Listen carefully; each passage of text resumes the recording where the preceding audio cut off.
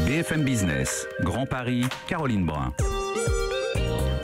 Nous reprenons notre débat sur l'économie sociale et solidaire avec Claire Marinco, la directrice de l'Atelier, qui est donc la structure mise en place par le Conseil régional d'Île-de-France pour favoriser l'économie sociale et solidaire. Et je reçois aussi Abdellah Aboularjane, qui est le président de la nouvelle PME, donc une fédération de clubs d'entrepreneurs qui s'efforce là encore d'aider les TPE et les PME à se développer. Alors Claire Marinco, je le disais en lancement de cette émission, donc semaine spéciale, qu'est-ce que ça veut dire? Qu'est-ce qu'on peut y apprendre et comment se déroule-t-elle? Alors, c'est la semaine de l'entrepreneuriat dans l'économie sociale et solidaire à l'Atelier à partir d'hier, à partir du 21 mai. Alors, en fait, ce sont des activités que l'on mène déjà depuis un petit bout de temps. Vous avez cité qu'on a été créé depuis 2007 et donc on a choisi de faire un Zoom cette semaine. Et donc, il y a il y a plusieurs activités, mais je vais surtout parler de trois types d'activités.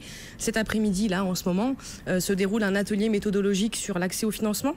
Donc ça se passe où déjà? Ça se passe à l'Atelier, au 8-10 impasse Boutron, au métro Gare de l'Est à Paris.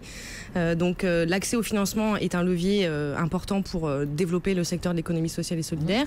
Donc là, c'est un atelier méthodologique avec un acteur important qui est France Active. Donc là, on s'adresse plutôt à un public d'entrepreneurs, à un public de porteurs de projets qui ont à cœur de se renseigner sur les outils qu'ils vont pouvoir trouver pour financer leurs projets. Ensuite, on a un deuxième Zoom qui aura lieu mercredi soir à 19h, toujours à l'Atelier. On lance un cycle de rencontres à destination des porteurs de projets sur le business plan social. Donc sur finalement l'utilité ou pas d'aménager son business plan dans une logique d'économie sociale et solidaire.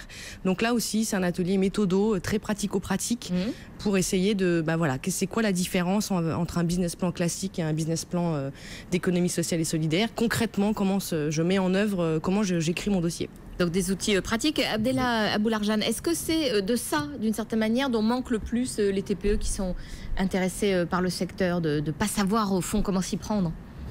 Je pense qu'elle souffre des mêmes problématiques que les autres TPE, c'est-à-dire un écosystème qui est assez opaque. On ne sait pas vraiment vers qui s'adresser pour accéder à certains appels d'offres, même au niveau local. Quand ils ont besoin de financement, c'est toujours très compliqué quand on est une TPE. Les banques ne sont pas, en tout cas là forcément là pour ça, sauf pour financer quelques actifs très précis.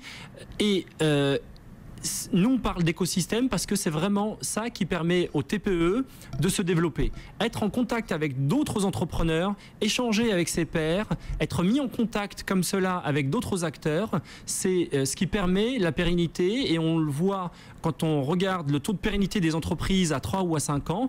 Quand à 5 ans, on est à 50% d'entreprises qui survivent.